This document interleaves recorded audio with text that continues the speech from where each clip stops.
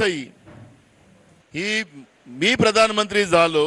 तर शेतकऱ्यांच्या कर्जमाफीवर मी करेन, स्वामीनाथन समितीची शिफारस लागू करेल, शेतकऱ्यांच्या शेतीच्या मालाला 1.5 भाव देणार आणि दिल्लीत मध्ये गेल्यानंतर लोक शेतकऱ्यांच्या आशीर्वादाने ते प्रधानमंत्री झाले आणि सांगितलं की मी सांगितलंच नव्हतं, मी तो उद्योगपत्यांचं कर्ज माफ करायला सांगितलं होतं, ये तो जुमला था। मग या शेतकऱ्यांच्या विरोधात 3 काळे कायदे 19 मध्ये आणलेत आणि त्याच्या माध्यमातून शेतकऱ्यालाच उद्ध्वस्त करायचं हे धोरण नरेंद्र मोदी आणि भाजपने ठरवलं आणि तिथून आपण पाहतोय की त्या शेतकऱ्याला यांनी सांगितलं लोकसभेमध्ये हे आंदोलनजीवी आहेत,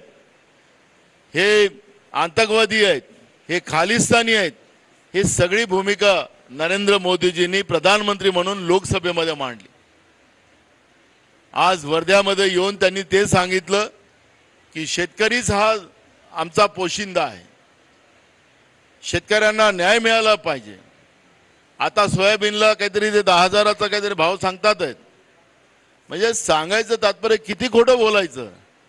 एकीकडे आंदोलनजीवी सांगायचं, एकीकडे खालिस्तानी म्हणायचं, एकीकडे त्यांना आतंकवादी म्हणायचं